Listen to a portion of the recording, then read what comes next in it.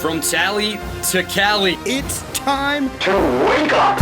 Wake up! Wake up! Warchant.com is your ultimate Seminole sports source. And this is Wake Up Warchant, presented by Vitamin Energy. The vitamins. The energy. Now here's Warchant.com's Aslan Hajavandi and Corey Clark. Wake up! It's Wake Up Warchant presented by Vitamin Energy. Coming up on today's show, mustering up some optimism for the Memphis game, long-term thoughts and goals for the Florida State program, and we're generating discussion sparked by Cummins. Wake Up Warchant presented by Vitamin Energy, vitaminenergy.com. Promo code Warchant, BOGO, Warchant, B-O-G-O, Bravo, Oscar, Golf, Oscar. Buy one, get one free. But today, show up to Corner Pocket Bar and Grill between 5 and 6, and while supplies last, get some free Vitamin Energy. No purchase necessary, as Corey Clark and Jeff Cameron have a meet and greet at the CP, the Corner Pocket Bar and Grill, from 5 to 6. I might even show up as well. Make sure everybody's enjoying their Vitamin Energy. 260 milligrams, all natural caffeine, no sugar crash. Get your pump on, your immune system boosted, your focus, your mood elevated. All these things available in one little bottle over at vitaminenergy.com. Warchant.com, ultimate Seminoles sports source. Many say, $1, 2 months, FSU 1, that's the promo code. I don't even know what I'm trying to sell. I mean, listen, if you love this program, I mean, you're spending an hour listening to me and Corey pretty much every single day, and then Jeff for 3 hours. You're listening to Coach speak. You're listening to the Warchant Report powered by Cummins. Just dive in already. Like, what's with this fear of commitment, Corey? Like, become a member already. Yeah, my mom is a member. What else do you need? My mom is a member, and she almost canceled her subscription when she saw On3. She was charged on On3. She didn't know what On3 was. She was going to call and try to cancel it, and then my sister reminded her that's the channel that Warchant is on, and so she did not cancel. And she's a full paying member. She's paying full freight now. You guys just get $1 you get 2 months for $1. I can guarantee you within those 2 months, Florida State will win one game. Let's go. That's not why the promo code is FSU1. We hope they don't just stop at 1, but over the next 2 months, they will win a game. Over under 17 and a half questions we have to get to, Corey. Under, hopefully. Oh, over. Well, let's go. Let's fly. Let's dive right in. I trust you're doing well, though, Corey, yes? I am. Hey, Aslan, thanks for asking. I appreciate it. Appreciate it. Thank you, buddy. Let's get to it then right here. We'll start off with Mimi Knoll, as well as one of our other friends down here towards the bottom of the mailbag. Mimi Knoll, 14, wake up. Faithful listener from Jacksonville. I keep hearing that the players have no heart, just playing to collect their NIL money. Do they not know this hurts their draft prospects? Shouldn't they be playing lights out to impress? And then we've got our guy, Wadata, 80. Wake up, gentlemen. Do you know if the team or the university provides financial literacy training for the players now that they're getting paid sweet coin? I heard both defensive tackles drive Lambos. Those jokers are going to be broke quick, especially since they obviously don't have NFL ability. Huh.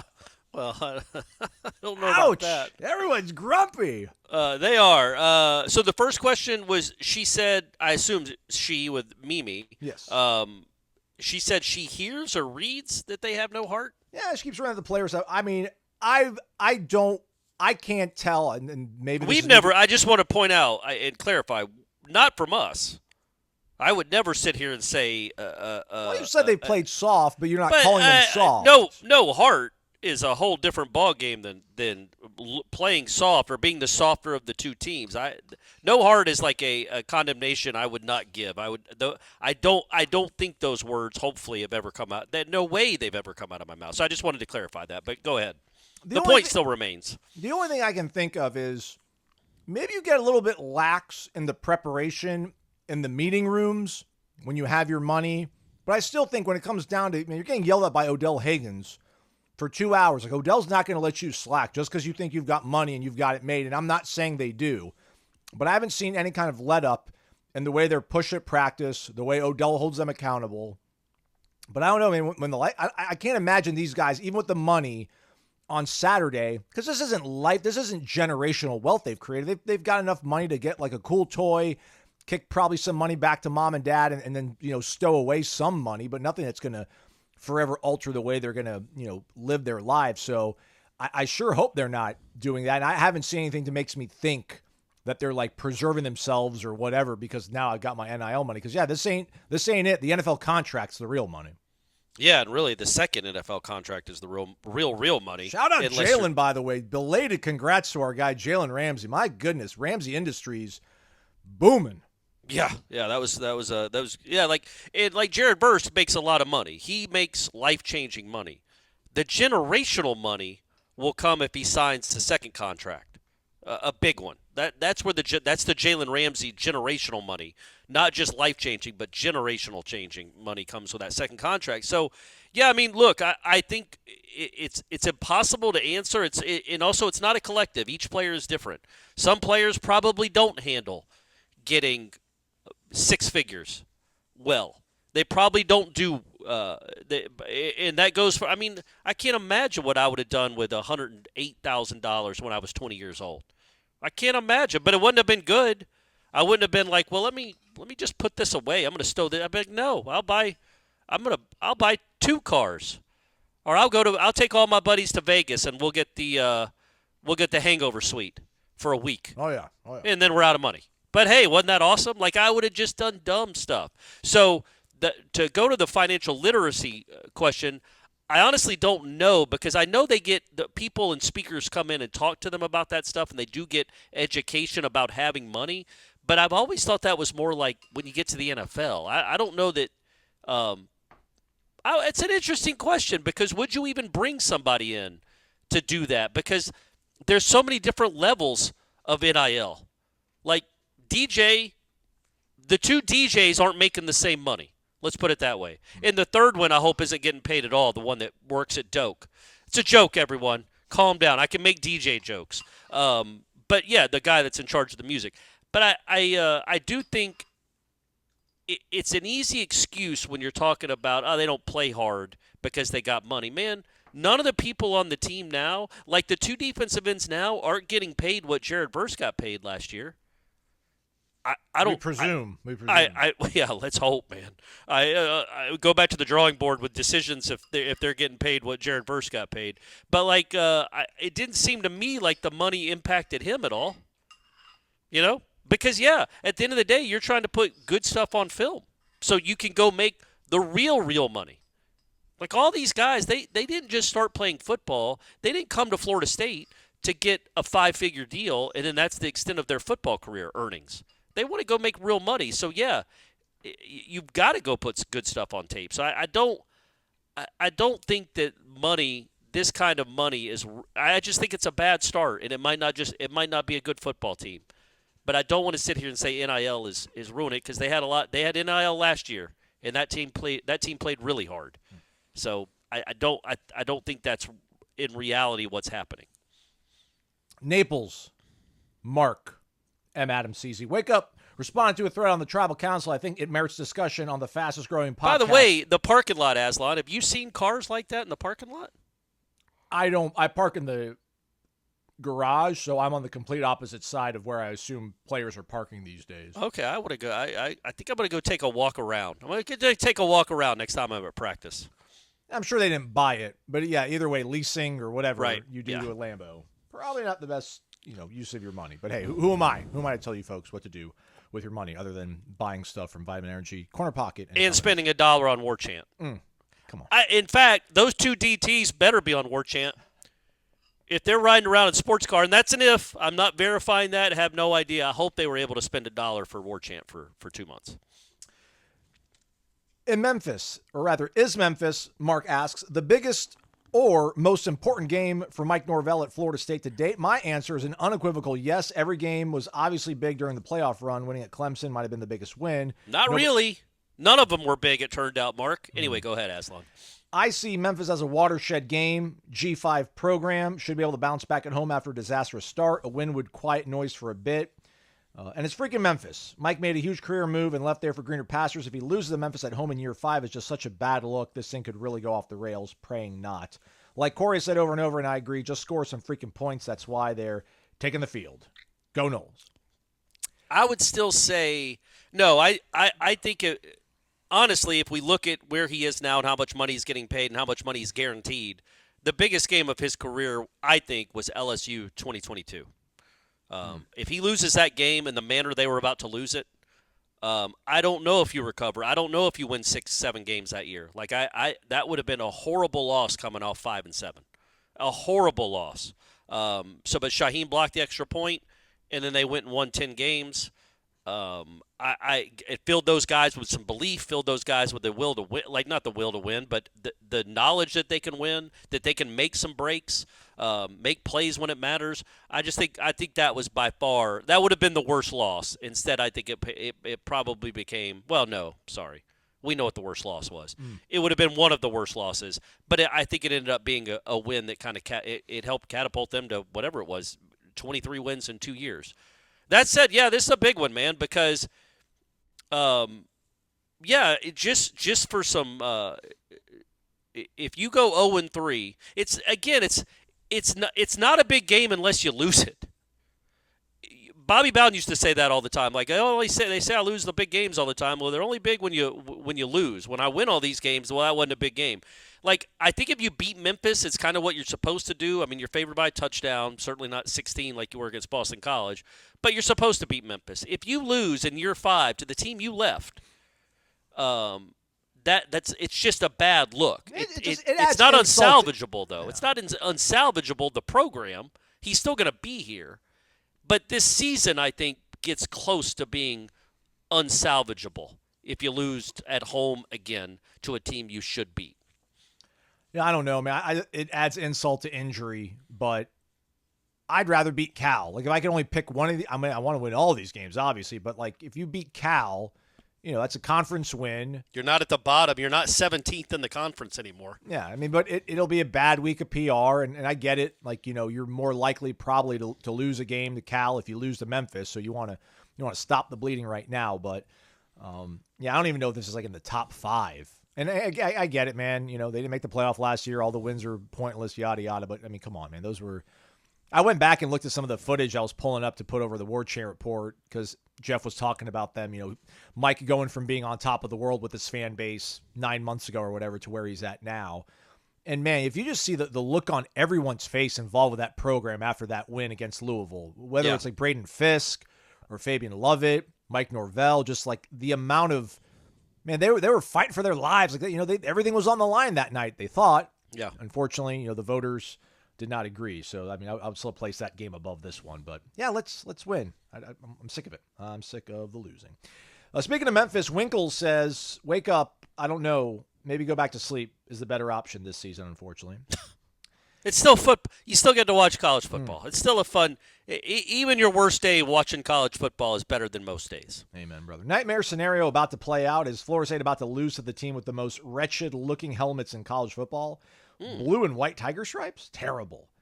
Side question, who has the worst uniforms in college football, and could Florida State beat them this season? Who does have the worst uniforms? Oregon? One of their I mean, it's even hard to – it's not uniform. It's something different every week. I don't like South Carolina. State? I know South Carolina's colors are kind of close to our scheme, so that feels a little bit kind of too close to home maybe. I don't like South Carolina's jerseys. I don't like Boise State's colors. Yeah. I don't like them at all. Like, obviously, Florida's the easy answer. Anything orange is pretty gross, honestly. I really don't like the Miami jerseys when they're wearing all green. Ew, yeah. Those are gross. Green and orange is worse than blue and orange, in my opinion, color scheme wise. Yeah. I guess I didn't see Memphis play their first 2 games. I didn't know they had stripes on their helmets. Yeah, like the Bengals. Like the Bengals? Yep. And exactly that's new, or has that been that way for a few years now? It's been that way for a while. They've got alternate helmets, but that's kind of like their primary lid, if you will. Huh. Yeah, that's interesting. I didn't know that. All right. Well, don't lose to them. No matter what they're wearing, don't lose to them. But, yeah, that would be I think it'd be worse to lose to your former team, not just that would be the ultimate insult, not losing to the horrible helmets. But speaking of horrible helmets, did you see Arizona State last weekend and the helmets they were wearing? I watched some of the game, but I don't recollect them having anything. They're like it's like a devil's face that takes up the whole helmet. Oh. It's crazy. Like it's the cartoon? Really, the cartoon? Yeah, it's like a the cartoon silly devil. Mustache guy? Yeah. Yeah, it's really bizarre. Like they used to have a cool helmet, and they went away from it. They used to have like a smaller devil riding a pitchfork or something, and now that's crazy. It's like alarming how big that face is on that helmet. Almost as big as the Seminole head on the center court at Tucker. Yeah, that's right. It is massive. This year they should make the whole court the Seminole head. Make the whole court the logo. You don't even know where the 3-point line is. Who cares? Like, people can't even watch because it hurts their eyes. Like, just go ahead. And I'm not talking about the play on the court. Like, the court itself will hurt their eyes. I'm looking at some stuff here on the internet. Yeah, remember those Maryland alternates? Like, because their flag is checkered and has, like, weird emblems and crosses. And that was... Yeah, it's like some... like Holy Crusader like outfit. Right. Almost. I was going to say it's like something from London, like the house colors from some royal family in London. Or something from Game of Thrones. Yeah, it's really bizarre. By the way, so I was thinking about Arizona State. What is the name of their running back that's so good? Oh, gosh. Scattaboo, right? Yeah, Jordan. Do you think? I mean, they have to do. If you're an Arizona State fan, they have to do Scattaboo when you do Cam. the fan. Sorry, Cam. What? I thought his name was Jordan, but now I'm looking up. It says Cam. Maybe that's a brother of his. Oh well, either way, he's good. But Scattaboo, will you do the Fandango? Several bolts of lightning. Yeah, it seems like every time he runs for a first down, they should be playing that. Okay, I like it. Yeah, man. Or maybe we just go ahead and steal that guy. Yeah, Cam Scattaboo. Next year. Good football player. All right. He might be. He's going to be worn out. Kenny's running that kid into the ground, but he's getting a lot of miles out of him. Man, that's the way to do it, man. That's the way to do it. I'm sick of all this by committee nonsense, man. Feed these kids. Go get you a beast and feed them, yeah. They're 18 and getting 6 figures. They can do it. Bradley Moss, wake up. What's it going to take record-wise for Norvell to make staff changes? We all know which segment groups aren't getting it done. Not that we want to root for losses necessarily, but at the same time, seems like a bad season is the only way we do see changes. Also, does DJ throw with touch at all in practice? Watching D-Rob's segments, looks like every throw's a bullet. Thoughts? It's fun. Yeah, it's interesting he mentions the second part first. I'll talk about the touch is the horrible drop that Morlock had. Like, he had a bad one on third down, but then he had an even worse one where he was wide open. And it's going to be a 30-yard gain. That one in the end zone, I don't know if that's a drop, and I don't know if people are counting. No, not that one. I'm not talking about that one. Oh, you're talking about the end zone one. Yeah, it's a play you'd like him to make, though. Like, if you're an NFL caliber tight end, just because he's 6'7" doesn't mean he is. But I think he thinks he is, and I think Norvell thinks he is, and I think he was one of the better players at all at camp. Those were the catches he was making. So go start making tough catches. Certainly make the easy ones. But even on that throw, and again, I am not blaming DJ at all. It was a drop. But it was so wide open. It's like, man, did you have to fire it at his hip? Like, with that kind of authority, when you see there's no – and it's a kid that already dropped one and could have caught a couple others. Like, maybe put a little touch up. Make it where he can't drop it in a situation like that where it's so wide open. But that said, the fault is obviously Morlock's on that one. But and that's a great video that D-Rob had with DJ. Go watch that again, folks. He did one on the defense earlier in the week, I guess, or maybe late last week. And then the one on the offense is longer and I think better. The defense one was good too, but there's just so much more information in the offensive one about DJ and about the offense. But yeah, I think he doesn't always whip at 100 miles an hour. No. But that's the thing, though. I think he's more accurate when he just rips it as fast and hard as he possibly can. When he has to show and put touch on the ball, I think that's when things get a little bit. Yeah, sometimes it'll end up 6 yards out of bounds. Yeah. The Darion throw, for example. I mean, there was a throw on Wednesday at practice. Like it was a low, mid, high concept. Like 3 guys, same side of the field. 1 guy's low, 1 guy's running an intermediate route, the other guy's running deep, and he's waiting, and instead of taking the under, he tries to go for one of the more deeper shots, but him being indecisive on where to go with the ball, he then has to kind of rush the throw, can't put the same kind of amount of focus on, and then there's like an errant throw, and he misses it. When he had a you could see Norvell kind of react like, hey man, you had him coming out of his break, but you waited too long on it. So all these things go into one another. It's a confluence of things that are kind of jamming up our guy right now, but he does throw a touch on it. But again, I think when he's just rifling it, he's a little bit more accurate. So maybe that's why we do see him kind of maybe throwing it a little too Marino-esque sometimes, a little too much juice. Yeah, I mean, and those are the great ones, right? The Aaron Rodgerses, the Bradys of the world. He's obviously not that, but they're the guys that can rip it, but they can also float it over a linebacker in front of a safety. They can throw a real catchable ball to a running back where he can turn and go.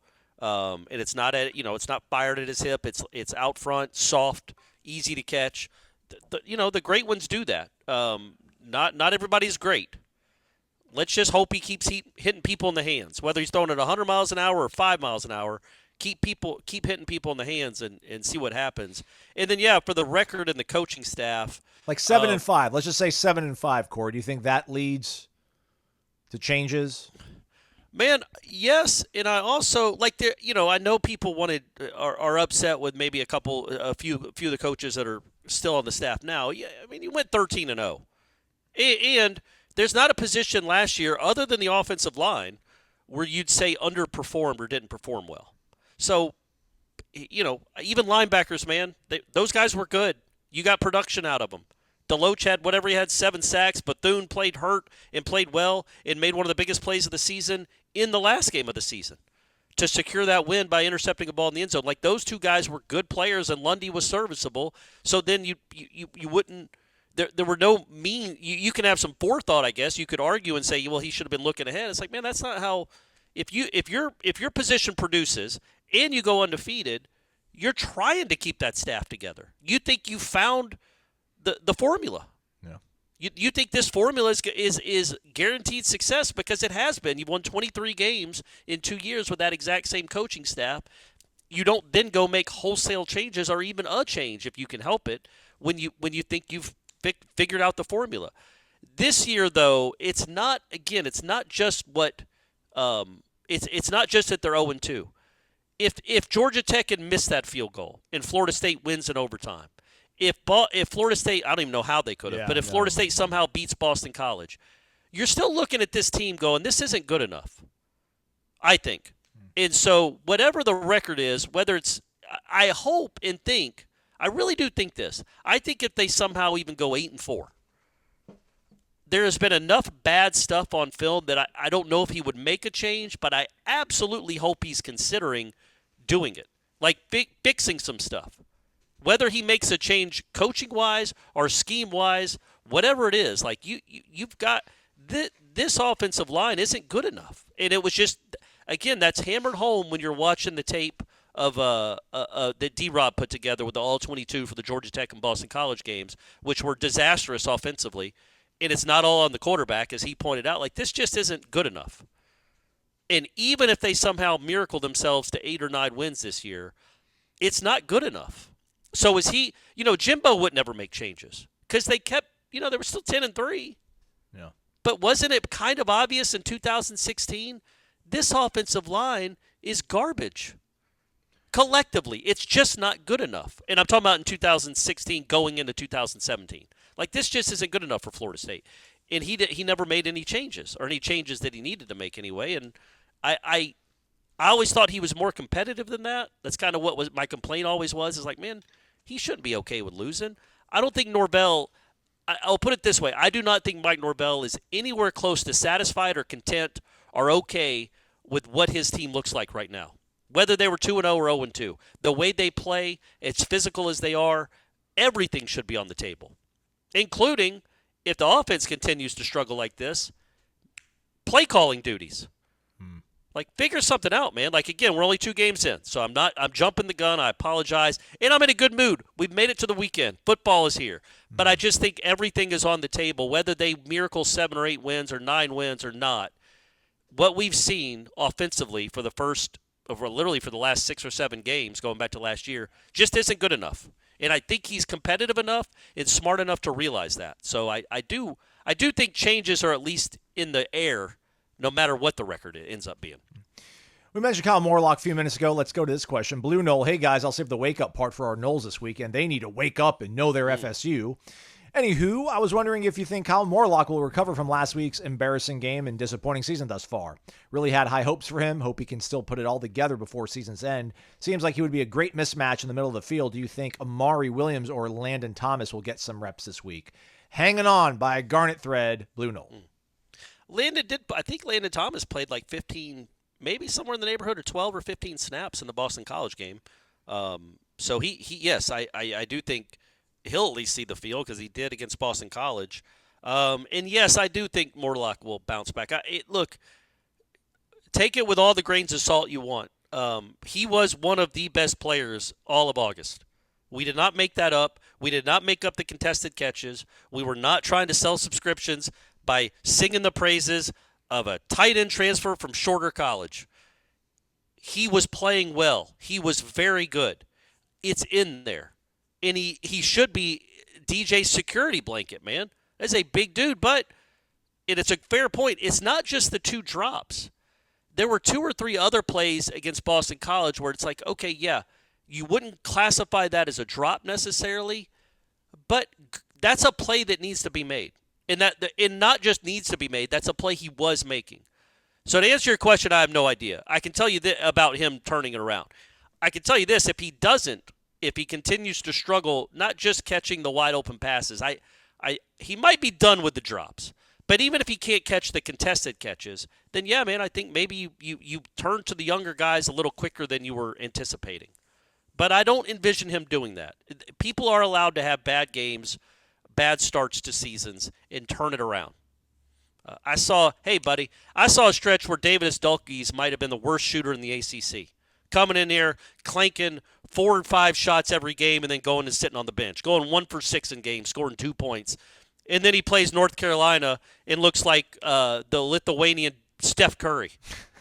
And goes for 30, whatever it was, 32, 34. It was crazy. Hit 8 threes.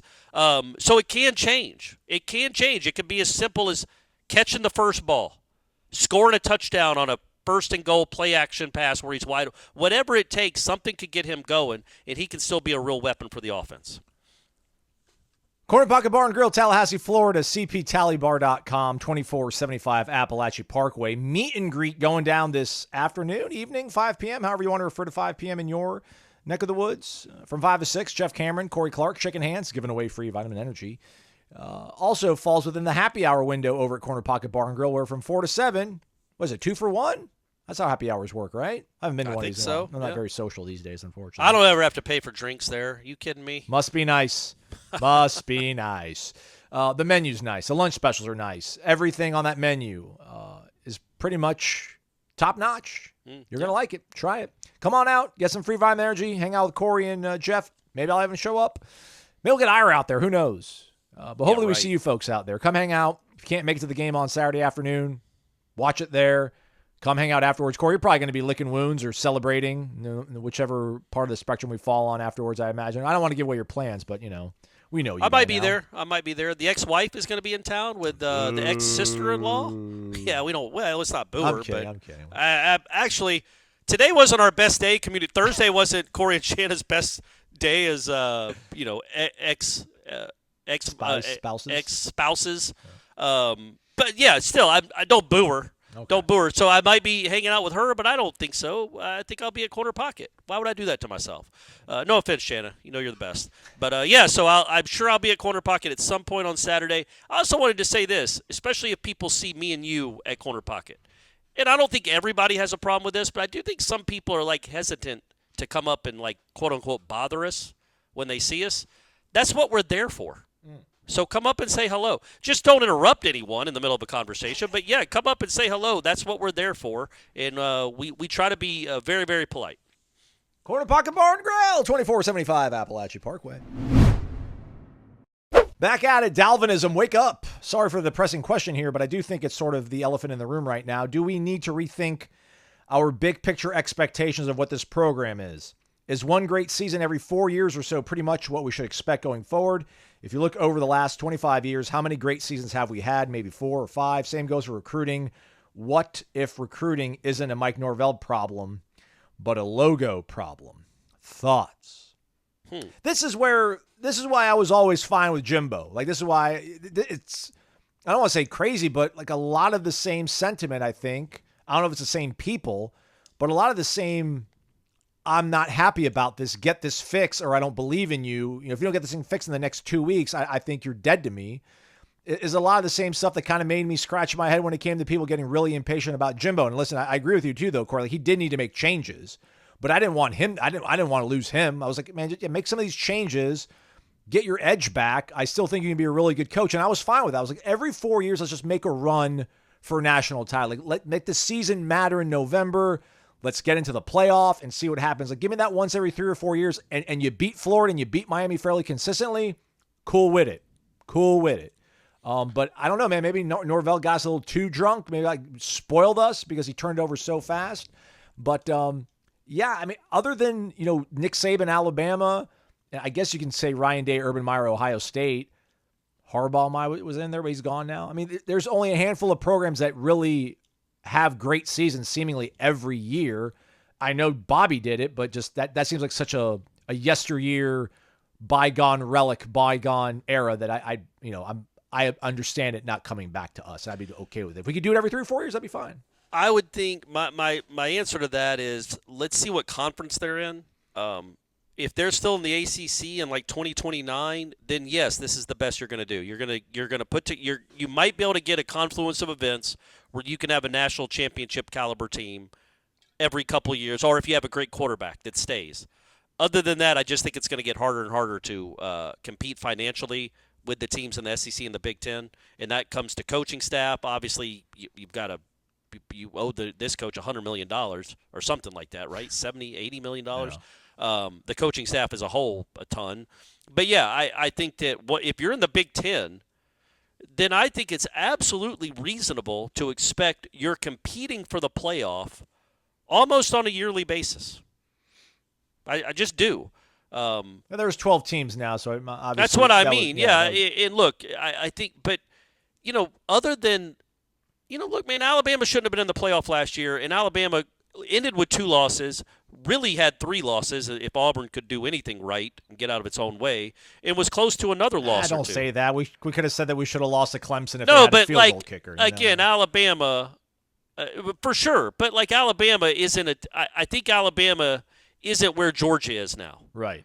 Fair. Georgia is a team that's been very good, it seems like, for 7 or 8 years now. Alabama, we don't know yet because of the new coach and what he's going to do. We assume they're going to be good. I would say right now, I would view the 2 most consistent programs in the country. I guess we could keep Alabama there for now. What are they, 3rd in the country? But you can see, anyway, I think you can see some cracks there, especially we have no idea what this coach is going to do. Georgia and Ohio State. Those are the teams that will compete for the play. Those are the teams that should win 10 or 11 games every year. I just feel like they're set up for that, and they've proven that over the last decade almost, certainly since Kirby's been there. So I feel like Georgia and Ohio State, Alabama, sure, throw that in there. Everybody else, the other 130 teams or 128 teams, Florida State should be at the top end of those 128. Yeah, the I'm second not saying tier, whatever second tier you want to call behind Georgia. The top of that second tier, though, right? Yeah. That's what Florida State expectations should be. I don't know that they can get in fact, I'm positive they can't get to where Georgia is in the ACC in the current climate of college football. It's just and Kirby also was awesome. He's a great coach. But that doesn't mean you shouldn't be competing for playoffs and certainly competing for ACC championships on a yearly basis. I don't but maybe I'm wrong, man, because he's right. Since 2000, they've had, 5 or 6 10-win seasons. Not 20, but 5 or 6. So it's fair to say over the last quarter century, Florida State is a team that really makes a run and has a really good year once every 4 years. I believe in Norvell enough that he'll figure this thing out where he'll always be competitive and challenging for playoffs if he's in another conference. But that's not fair. You know what I mean? Because he's in the ACC right now, and that's no great shakes. He's 0-2 in the crappy ACC. So maybe I'm wrong, and I'm just hopeful. What did you say, 20 years? Since 2000. Well, so 25 years. We had 23. We had 2003, 2010, 2012, 13, 14, 15, 16, 22, 23. Oh, no, I'm talking – those are 10-win seasons. So what was that, 8? I think so, yeah. 8 or 9? I meant challenging for national champion. I'm sorry. I misspoke. So with that, you'd say 2000, obviously. That counts. Yeah. But in a 12-team playoff, I mean, you probably would be competing for. You're right. Yeah, I guess so. Yeah, I don't think the 2003 team was going to bring home any titles, but yeah, they won 10 games. They were number 2 or 3 in the country until they lost at Clemson that year. That LSU Oklahoma game was gross. That's one of the more lousy national title games I can recall. It was. So is Florida State like LSU? Are you okay with that? Because Right. LSU, yes, they won the title they won it in 19. When did they win it before 2007 and 2003. that? Is that when they won them? Yeah, because 2007 was a crazy year where everybody had like 2 losses and LSU got in there and with Right, the yeah. original Matt Mock. But they've had years where they're really darn good. And they've had other years where it's just like, what is that? Are they going to fire their coach? Right. That seems to be LSU's lot in life. I think Florida State can at least be that. And I'm telling you, man, if they're in the Big Ten or the SEC, I just feel like that is operating at full capacity, and I would love to see what that looks like. But I might just, again, be more hopeful than realistic. But that's the thing. Like, you're going to get more money, but you're going to get your nose, you're going to get your face kicked at a few more times than you would in the ACC. Like, it's going to be interesting to see how much. I mean, I think Kirby's still rolling and humming along. We'll see if Sark is, but even in the Big Ten, which I don't want to go to the Big Ten. I know it upsets a lot of people. I don't want to go to the Big Ten, but if Lincoln's got that thing rolling again, and Ryan Day is going to be bankrolled by the state of Ohio to the extent that he is. And Oregon's going to be a player because Phil Knight's not going away. There's a couple programs in there it's going to be tough to navigate them versus really just Clemson right now. I guess Miami to a certain extent in the ACC, but it's good to know though that Florida State can do it. Yeah. Like they should have been they were a playoff team last year. They can't in the modern era of college football. It's good to know they can be relevant and they can do it, and this guy can do it because he's done it. So that's at least reassuring. That it's not just all hope and a wish. Like, you've got the proof that the guy can get it done.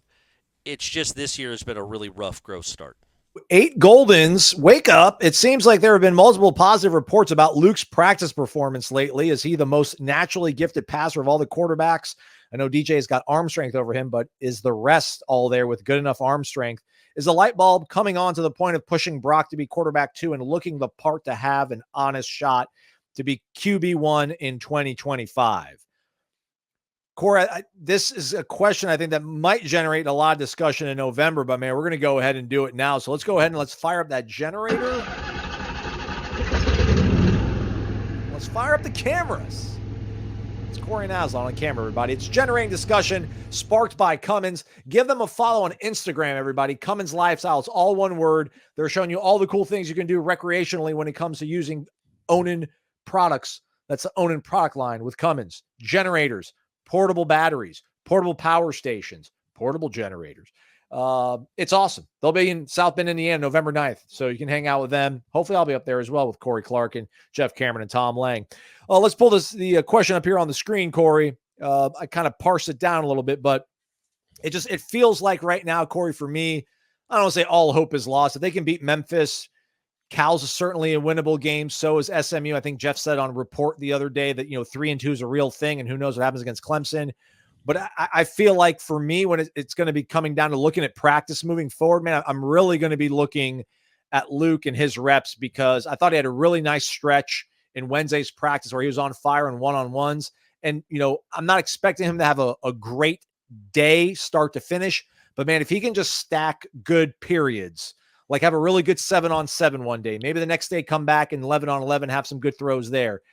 It makes you feel good about what he can be because that feels like that probably is the singular thing that can change the calculus moving forward, right? If you know you have a quarterback and you don't have to go into a portal chasing after somebody. So I think it's crucial, maybe more so than the wins and losses this year, is that if Luke Kromenhoek can live up to his lofty 5-star status.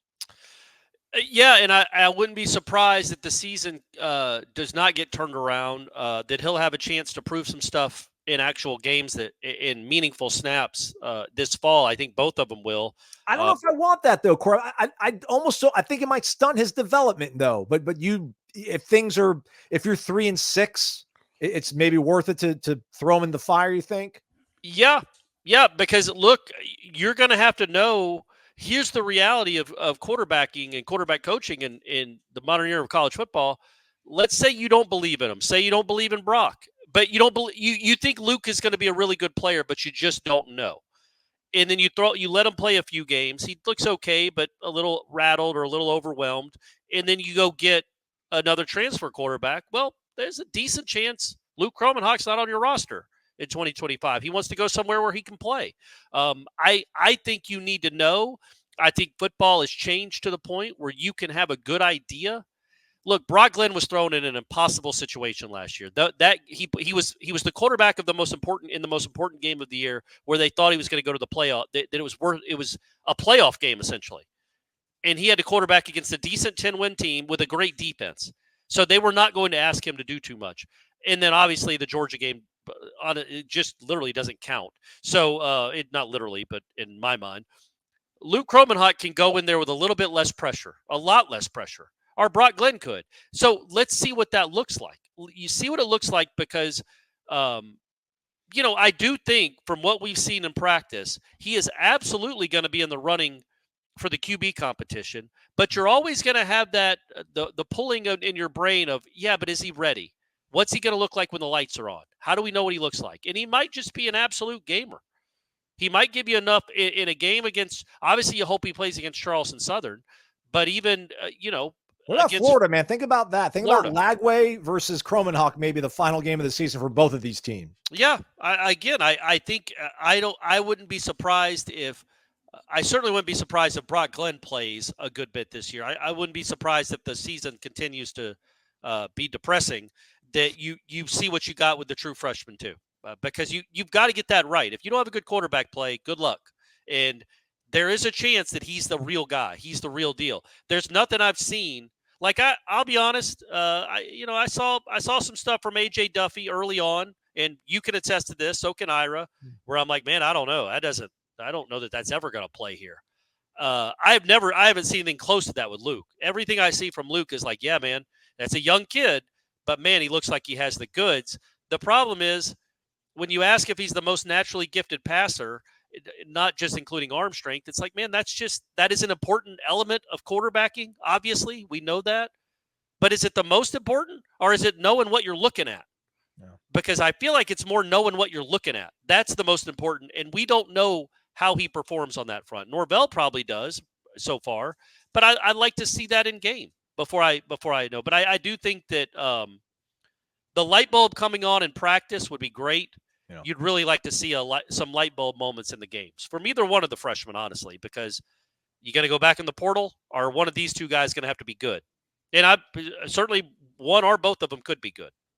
Yeah, to be honest with you, I think all three quarterbacks almost have looked the same on the whole. Like if you look at camp, maybe DJ's a little bit better ahead of these guys, but I think at this point, Brock's ahead of Luke, almost to like preserve Luke's development because you don't want him to feel too many expectations. And I am curious to see how things will evolve as practice goes on, Corey, because there's certain periods where they'll be an 11-on-11 and DJ gets 4 reps, Brock gets 2, Luke gets 1. And I'll be interested to see if they get to a point where DJ gets 3, Luke gets 2, Brock gets 3, or DJ gets 2, Brock gets 3, Luke gets 2. And because that's the way they're going to be able to, outside of a football game, figuring out whether or not he can, be part of the future. And but hey, hopefully this is all for naught and they end up going 10-2 and they win 10 straight because DJ starts lighting up defenses left and right. It's interesting because you wonder what they're going to use to base, because you're not going to go in the portal to get a quarterback unless you don't think these two guys are even going to be ready in 2025.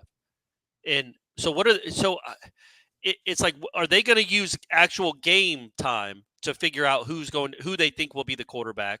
I absolutely, to answer the question, I think it'll be an honest competition between those two guys, but you'd like them to have more reps than 0 this season. Right. You just like to see what it looks like in a game. They say it all the time, these coaches, like practice matters. Clearly, it's very, very important.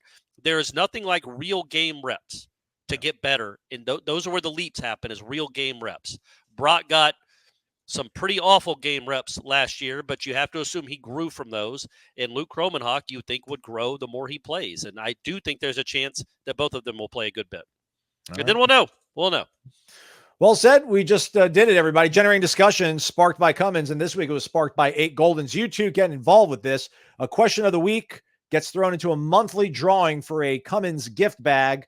I think a shirt we put in there, portable battery, shout to our guys over at Cummins. And then obviously you get entered into the grand prize drawing at the end of the year for a portable power station or a portable generator. Your choice if you win. You got to be a member, though, of warchant.com. So go over there, use the promo code FSU1, get involved, post your questions every single week on the Renegade Express thread. We resume with wine and cheese. Wake up to this. No matter what happens this week, we won't amass 10 penalties and look like idiots like Nebraska and Colorado. Did any of you watch that? Flags every play, no discipline. The Nebraska quarterback is almost as obnoxious as Meon. We will not amass 10 penalties. We will win the game. Okay, that's good to know. I like it. Seminole Life. Wake up, fellas. Question for you both. If you're the head coach, which two players who have not been starting do you bump to first string Saturday? Go Noles. Ooh. LaWayne McCoy. Let's just try something. And listen, I know I'm being hypocritical because I'm saying don't put Brock out there because you can't say let's try something. LaWayne McCoy's had a good week of practice. All right. He's had a good week of practice. I think you can throw him out there. Yeah, I know everyone's probably yelling like Landon Thomas. I don't know, man. You're the big Landon Thomas guy on the program. Andre Otto. Just give me something on the offensive line. We need to retool. Throw him out there. He's young. He's big. He's smart. He'll figure it out on the fly. Those are my two picks. I think the offense needs to get fixed. Is what I'm trying to say as well. Yeah, those are fair. I would throw out two offensive guys too, but I didn't get to see practice this week, so I don't know who was really shining and excelling. I will say this. I guess I won't answer that one specifically. Sorry. It's like a debate. I'm going to talk about what I want to talk about. You can ask me whatever. By the way, what's going on in Springfield, Ohio, Aslan? I don't know, man. It's crazy. It's hard out there. But when it comes to the offensive line, it's like if they lose again and can't run the ball again, I will be very close to just saying play anybody else. Right. Get a collection of guys and just let them learn. Let them grow. See what you have in there. I expect Darius Washington to play much better because he could not play worse than he did against Boston College. Maurice Smith was not very good either. Jeremiah Byers didn't play. If it looks like this again with guys that have combined for 1 million college football starts, enough. Yeah. Enough. Play young guys and see if they're gamers. See if they can push people the other way. Just try. Like, that's where I'm like, you don't want to watch this anymore. But they might be awesome on Saturday. But that's my answer maybe going into the Cal game is like, if they run for another 81 yards on 25 carries and their longest run is by the quarterback for 12 yards, again, I'm through with that I'm through with that starting five. I want to see something different, or at least I don't even know. But you got to know what you have on the offensive line, man. Just like quarterback, you got to know if these guys can play. So put them in there. Let them see if they can actually play when it matters. You mentioned maybe they play great. Let's hope they do. Island Chief says, wake up. Memphis shows up for a reunion, and Mike's house is a mess. What gives you hope that they turn it around and clear your good names? What makes you think your reputations as prognosticators may get further sullied? I'm asking for a friend. I was thinking, I wonder if this is their Super Bowl thing might play into Florida State's favor. Like maybe Memphis does come in here too domed up, trying too hard. Maybe they're the team that's going to be pressing.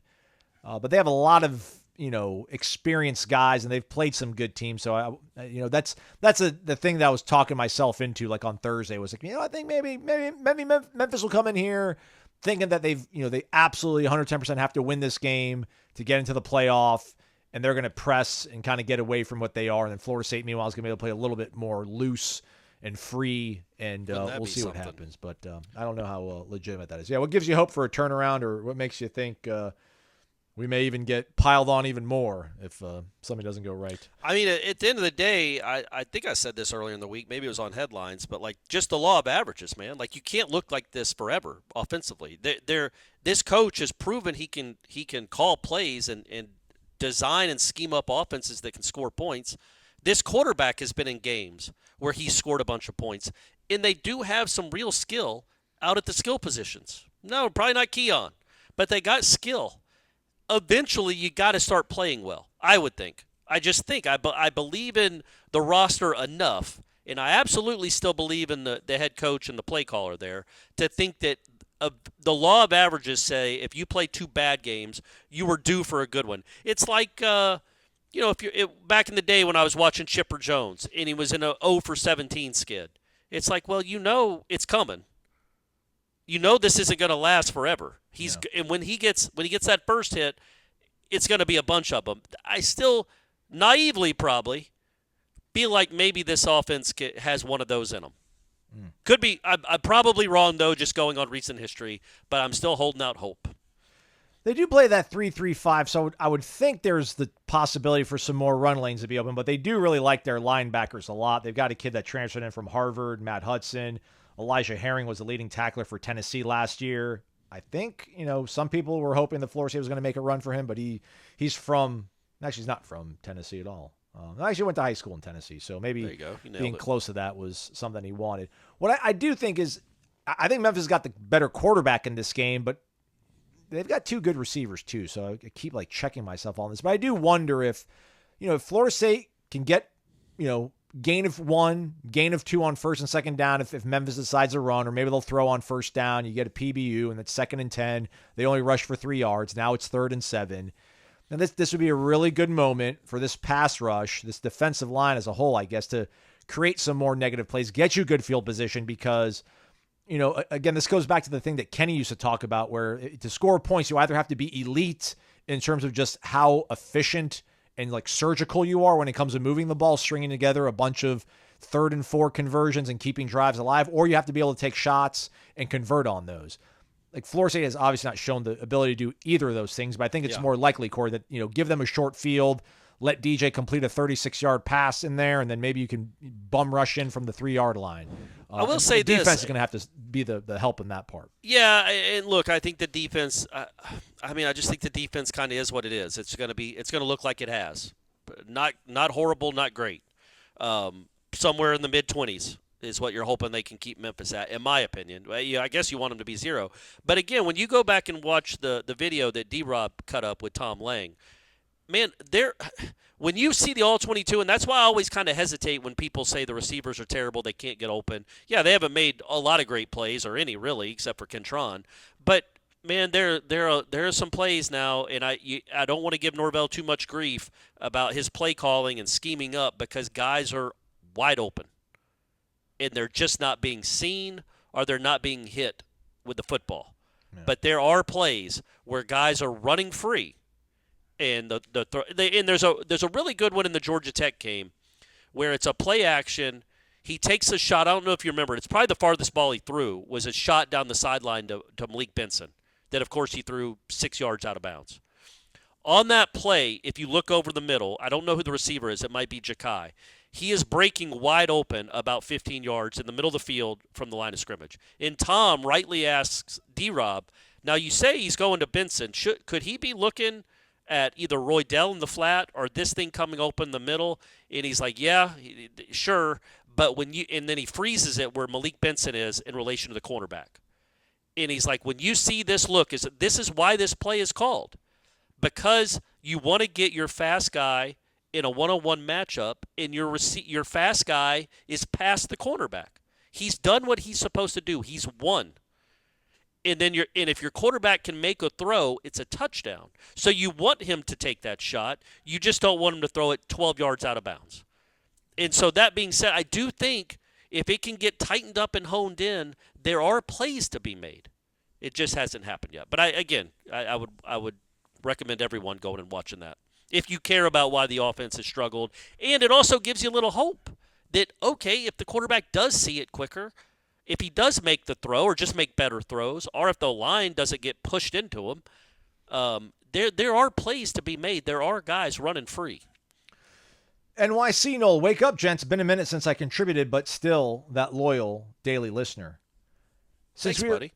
Since we were awful, some of the talk has turned to NIL paying players, and the disadvantage Florida State is in due to not being part of the Big Ten of the SEC.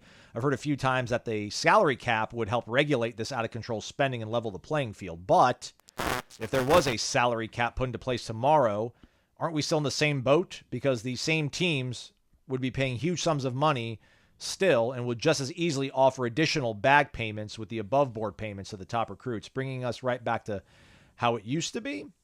Thanks, gents. Appreciate all you do. That's where you wanted to get back to, I think, is how it used to be, right? Like if they create the salary cap core, there's then going to, I think, be a rule where they're going to not cap, but they're going to limit. They're going to let NIL be a thing, your name, image, and likeness. But the pay for play stuff, I think, would then get policed and then you're starting to tell on each other. And then, there's going to be some kind of governing association at that point, I would think. When it's all made out to where the players are going to get part of the revenue, I think at that point there will then be governance of these football programs, these football schools, to where, all right, we've cleaned this thing up. This is the path forward. You're all getting a cut of the money from the TV revenue. You can still do stuff on the side. You can sign autographs and show up to frat parties and do all that sort of stuff. But, you can't just get $30,000 for being cool. You can, like they did back in 1998, but if we find out about it, like there's going to be real punishments. Yeah, and I don't want – I always give the impression, or I don't mean to give the impression, that Florida State is like either cheap or they don't have the funds right now to compete. I do think they do. They're not going to – they don't have Ohio State-type money, but they're in the top level. Like, if I can promise you, fans of Rice in Arizona don't want to sit here and listen to Florida State fans bellyache about NIL, or Michigan State for that matter. You took one of the best receivers they probably ever had. They had Musin Muhammad and Charles Rogers. Yeah, they've had some guys. They had who was the guy that shot himself? Plaxico Burress, right? Yeah. He was a really good player. He killed the Gators one year, I think, in a bowl game. But what I'm more worried about is how the market's going to continue to be reset if there's not any guardrails, and that's where I think Florida State could really start to struggle. They have not struggled yet, I don't think. They've been competitive. They just have. They've been more than competitive when it came to NIL, but they were ahead of they were ahead of the curve. And now the SEC, I think, is caught up and understood, oh, wait, this is how – look what Florida State just did. This is what we need to be doing. And if the SEC teams and the Big Ten teams, the ones that care about football, really put in some work and some finances, I think a bit moving forward as the market gets reset every year, like it always does, man, imagine telling Joe Montana, who played with the Kansas City Chiefs, what the Kansas City Chiefs quarterback would be making 30 years later. He would not believe you. No. Literally, what does Mahomes make? $50 million? Like, the market's going to, in college football is a big business, and the market's going to continually be reset where, like, let's say the 2022 roster costs for Florida State, I'm just going to throw out a number, $5 million, $4 million for that whole 2022 roster. Well, that same roster in 2026 would maybe cost triple that. That's just how finances work. And that's how sports spending works. Cam Ward costs $2 million this year. Next year, the Cam Ward of next year will cost $5 million. Ugh. It's just it's where it's going until there's guardrails, and that's what I worry about. Is as that distance, as that gap widens, Florida State won't even be in the conversations with some of those guys. It'll be like being not a Pirates fan, like a Twins fan when it comes to free agents. You could go get one or two, but if the revenue gap is that wide, I just feel like eventually it's going to trickle down. Maybe it doesn't happen until the end of the decade. But if the revenue gap continues to be that wide, it's going to be harder and harder to compete in the NIL space as these teams routinely literally make $40 million a year more than you do. So by 2030, you're talking about $300 million they've made more than you. $300 million they have more to spend than you. That was a diatribe. Didn't really have anything to do with the question. I also do wonder, I know we got to keep moving here, but I also do wonder, like, the appetite for John Q, Jane Q, college football fan. Like, Ohio State went all in because they were pissed off at losing to Michigan and seeing Michigan win a national title. Like, will Ohio State's collective, let's say that we don't even have finality or any sort of clarity on players getting paid through the TV revenue and limiting pay-for-play stuff. Like, are they still going to want to get off the mat? And, like, can they still pass the collection plate around and get $20 million again in 3 years? Like, I don't think so. So I think part of that's going to also factor in, too. So maybe it'll sort of self-police itself out. Like, listen, man, I get it, man. There's probably great Florida State players of yesteryear that got paid under the table. I don't know, it doesn't bother me as much as what we know now, just for whatever reason. So I'd like to see a return to that and let the kids, whatever. If they're going to share the TV revenue, cool. But I hope that the days of getting like $100,000 just for being good, publicly known, publicly shown, I hope that comes to an end whenever they do get the TV revenue money here. All right, let's see right here. DJ, let's go back to the quarterbacks. Sat B. Noel, how long of a leash is Norvell going to give DJ in the Memphis game? Does Brock deserve at least a few series under center? No, he doesn't deserve them necessarily. But that's not the same question as will DJ deserve to be benched? Those are two different questions. I don't know that Brock Glenn has earned the right to go play, like to just play meaningful snaps right now.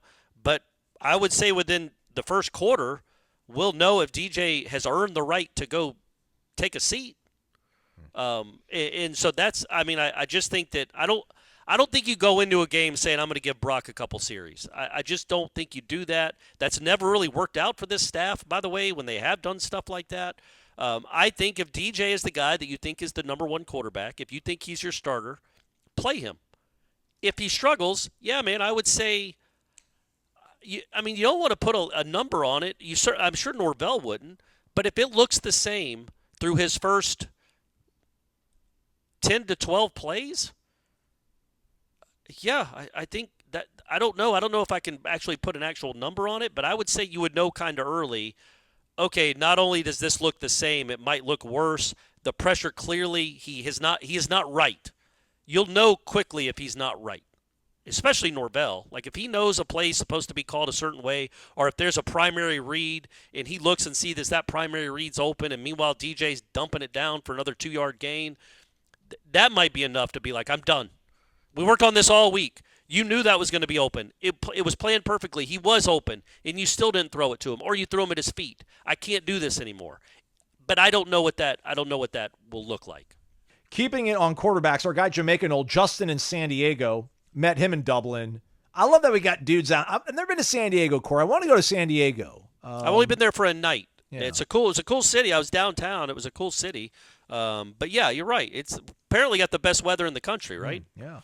We got a Chris, I think, out in San Diego, too. He's been out at Corner Pocket a few times. I think he's got a daughter that listens to the show when they're in the car. So keep listening to your dad. He's cool. Right. He's a smart guy. Justin in San Diego, wake up. We got a hit on a darn quarterback, guys. Freshman quarterbacks play all over the country and can get first downs. Just a reminder, A.J. Duffy got benched for a true freshman in the Mountain West at San Diego State. We need better talent walking through that door. Let's pray Luke can play. Yes. I mean, again, I just think, not a lot to play for in terms of your big term goals that you had going to the season. But man, if Luke Kromenhoek ends up developing well here in practice in the next few weeks, months, I think that really puts a good time, big time silver lining on what the season can be. But yeah, it'd be nice to get just freshman period, Corey. And I don't want to derail too much from the topic, but it would just be cool if, Elijah Moore goes out there in the next week or so and catches 3 for 45 and a touchdown maybe, or Lewayne McCoy goes crazy this Saturday. Because, we saw the Ryan Williams kid at Alabama. Obviously, we saw Caleb Downs last year. We're seeing Jeremiah Smith at Ohio State.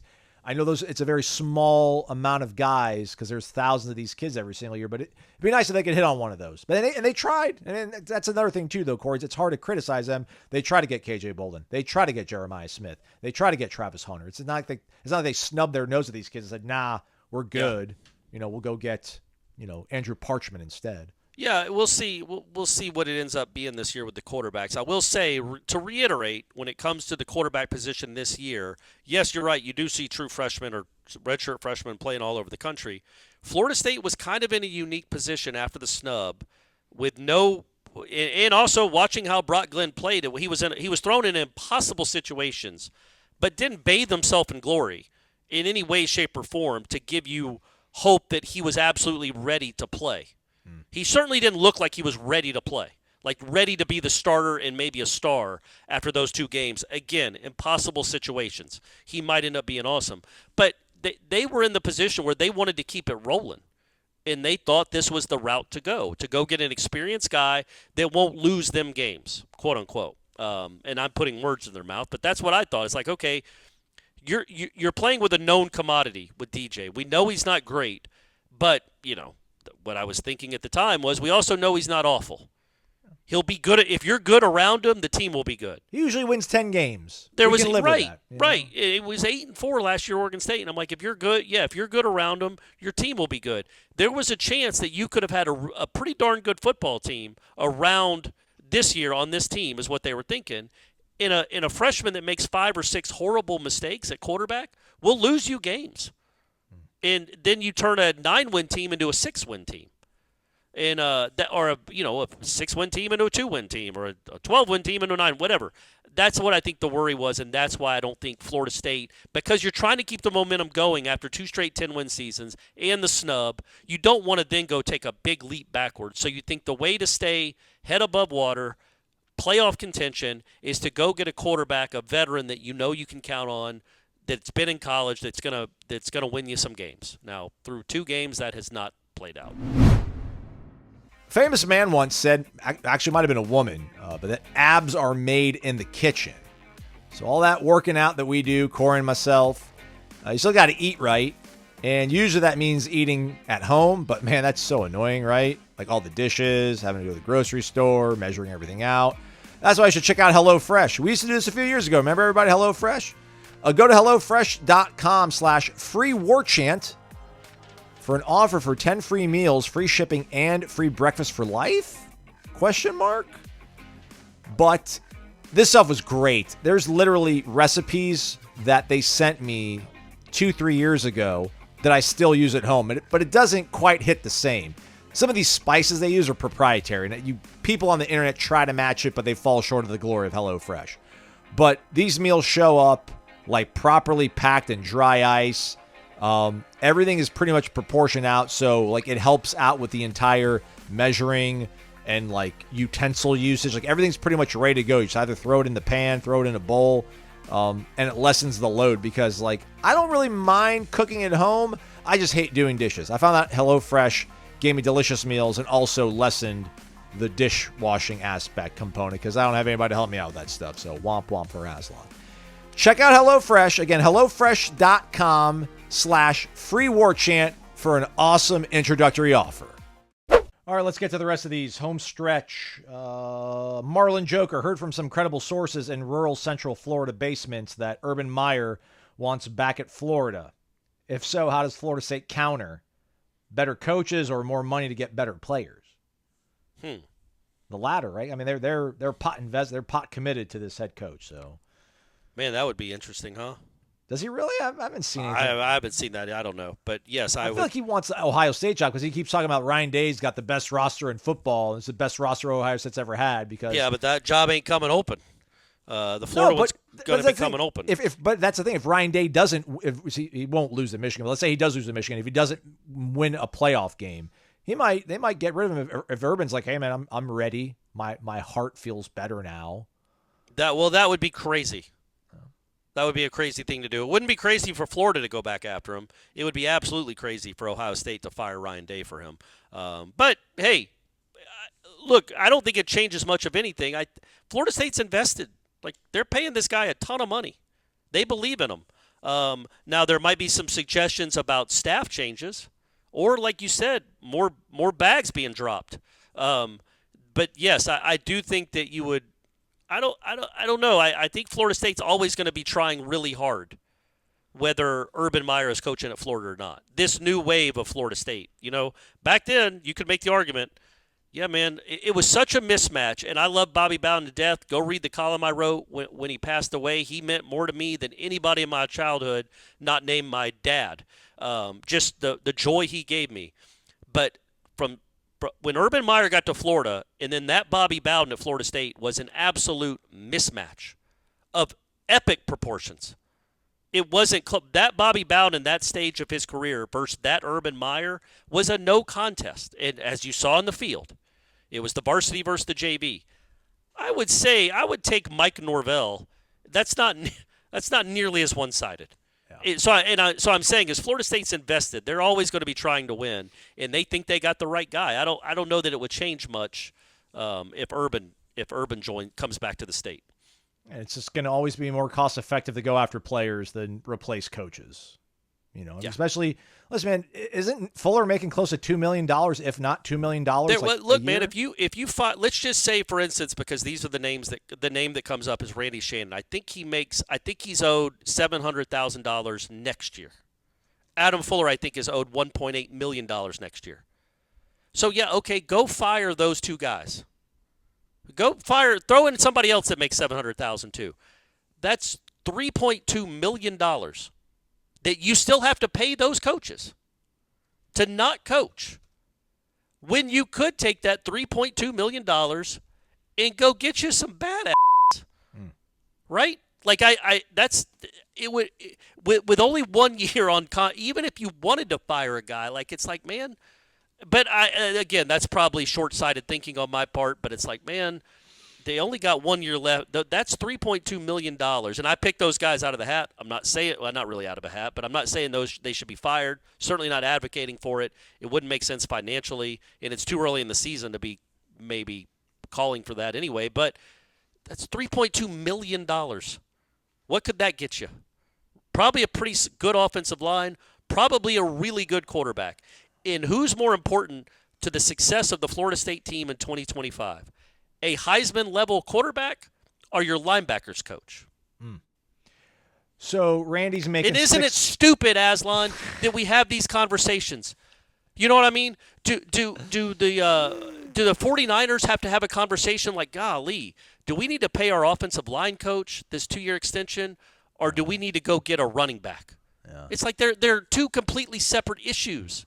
Yeah. But in college football, with finite amount of money, these are things that matter. Like, okay, is the linebacker coach more important than the quarterback? Like, so it's all chaos right now.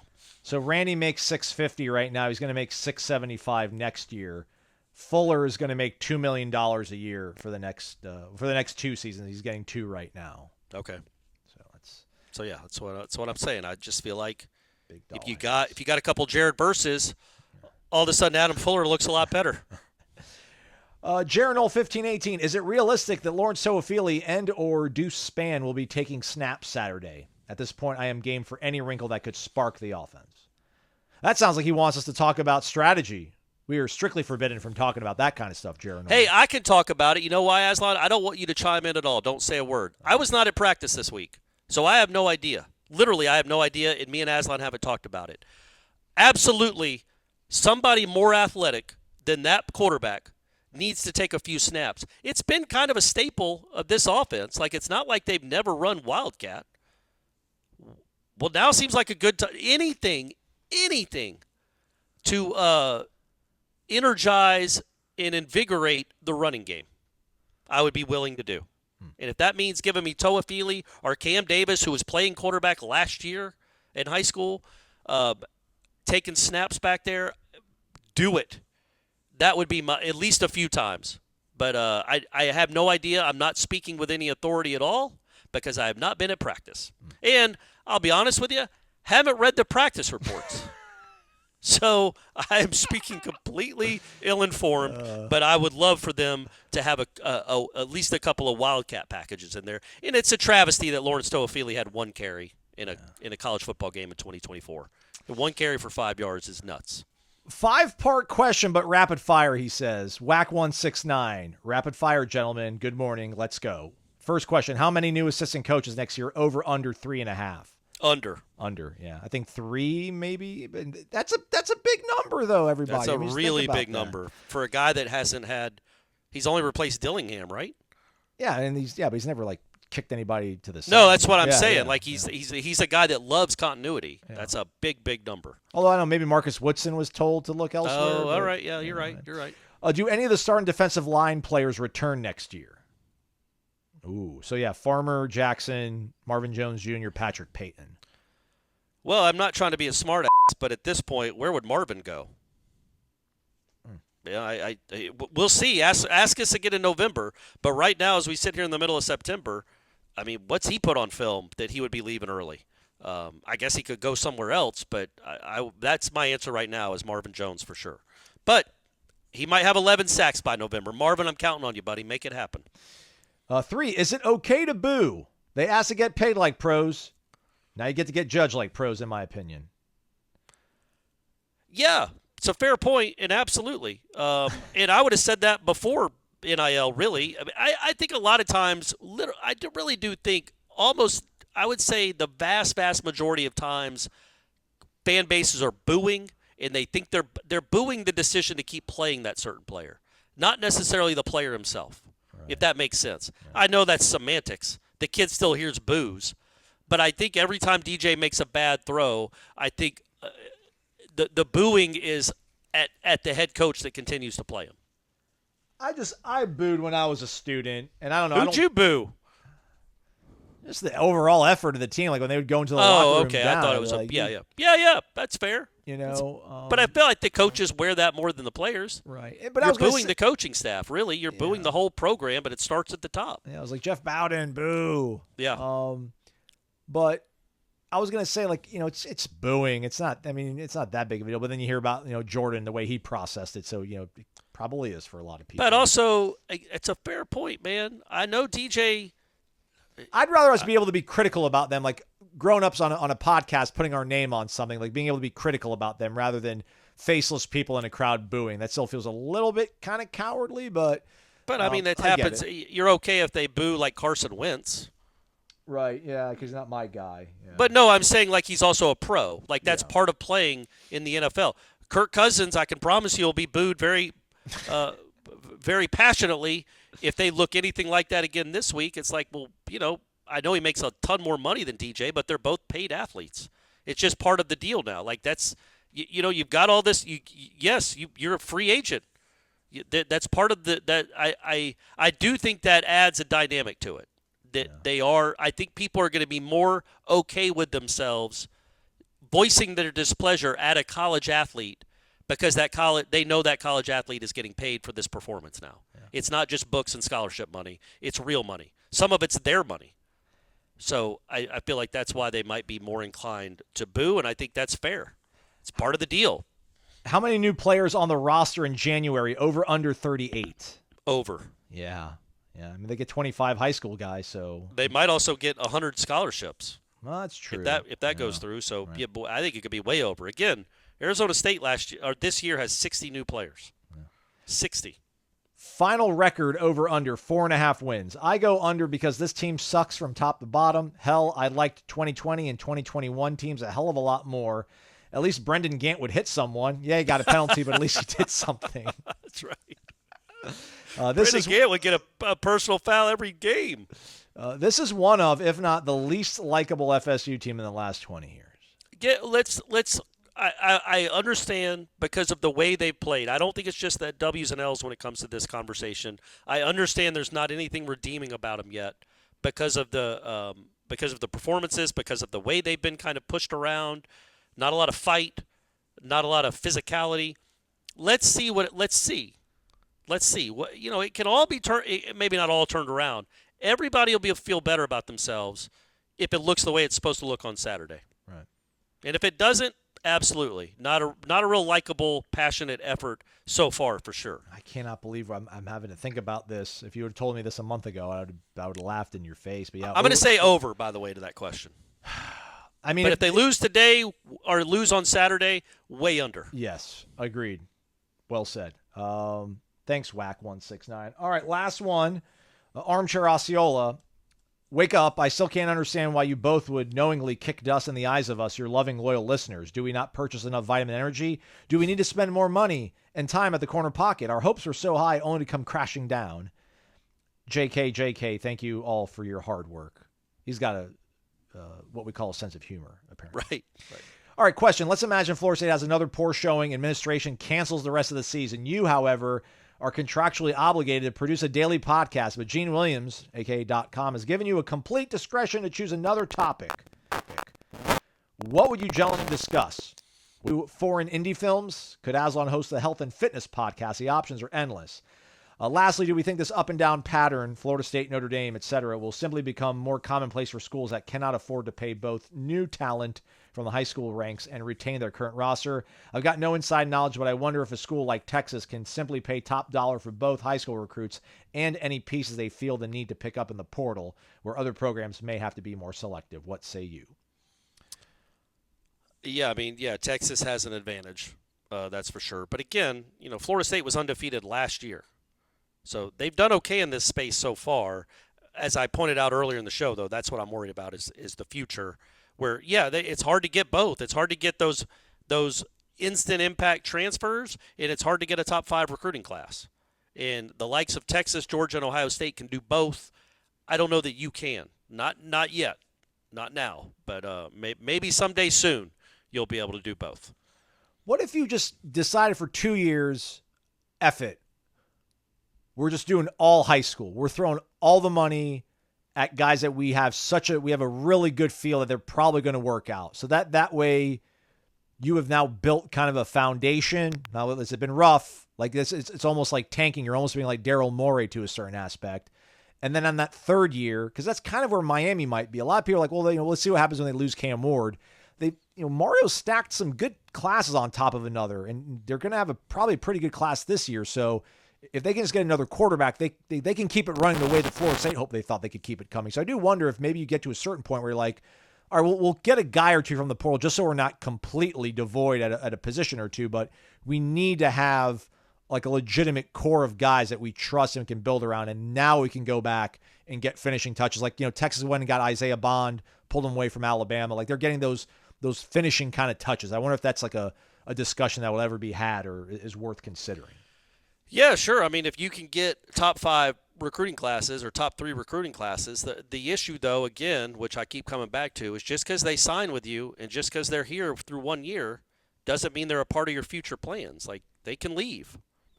They can leave. There's no guarantee. So you throw all that money at them to get, a top 5 recruiting class. Well, is that guaranteed for 4 years?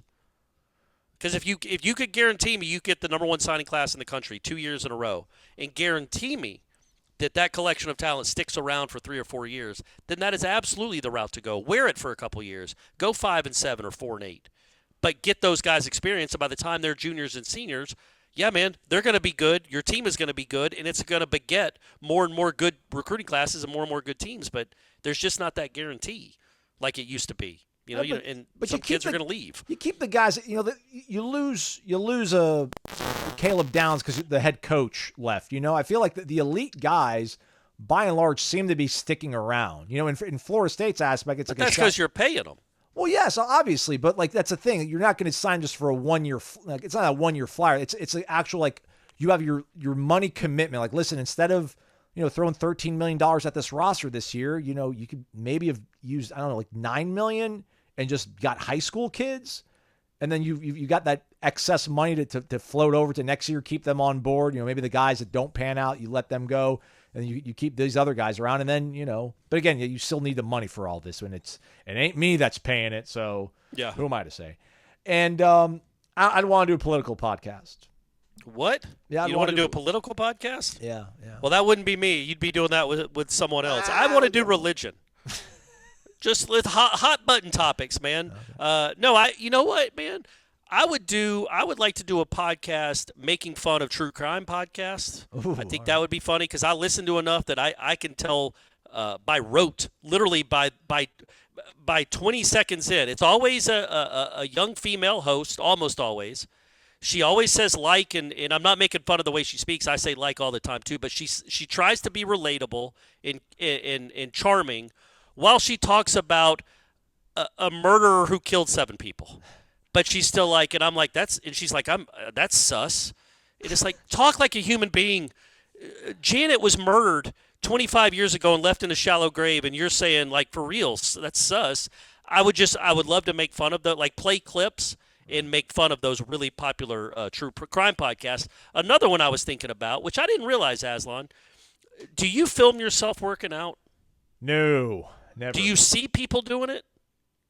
Yes, not that often, but there's been a person where I gave him a really dirty look because I was already in my location doing my warm-ups, and then they showed up next to me and they put their camera, and I was definitely going to be in their shot. Yeah, they didn't ask me if it was okay, or they didn't even try to move out of the way, and I grabbed it and I went to the other side of the gym because I don't want to be in the background of somebody's workout video where they're not even doing anything cool. If you're deadlifting like 405, hell yeah, but these people are doing like dumbbell lunges and just ridiculous stuff, and I'm like, what are you showing off? Like, nothing looks good. Like, I went down a rabbit hole because of my stupid YouTube algorithm about all the gym etiquette and these people that are trying to film themselves at gyms, not asking for permission.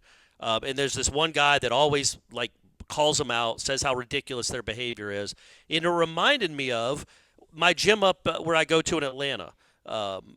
It's kind of a lot of not kids, but young, early 20s, late teens type kids are there sometimes, especially in the summer. And I remember I was in the sauna after another Clark just strenuous workout. I'm in the sauna, relaxing. This kid comes in and turns off the light in the sauna, which was weird, but I don't think he knew what he was doing necessarily. I gave him the benefit of the doubt. I come out after 10 minutes. I'm like, hey, man, why did you turn the light out? He goes, oh, I'm sorry. And I realize he's got a camera set up in the locker room. Oh, no. Filming himself in the locker room. That happened to me, yeah. I've seen And that. I'm coming out, just shirtless and, like, just in shorts. And I'm like, hey, man, is that on? He goes, no. I'm like, good. And then I when I'm leaving, I talk to the kid at the front desk who works there. I'm like, yeah, man, there's a guy that has a camera set up in the locker room. And he goes, oh, yeah. He goes, I'm sure he wasn't filming yet. And I'm like, I got you. He goes, oh, yeah, he's probably just filming himself after a workout, but he might not have it on yet. And I'm like, yeah, that's not really the point, is it? Like, No. don't come into I don't want anybody with a working camera on in the locker room. Yeah. Like, that's crazy. So I don't think that would be a podcast. You guys tell us in the comments. Was that last 2.5 minutes interesting enough to do a podcast about it? Probably not. So Azan will do politics, and I'll make fun of true crime podcasts.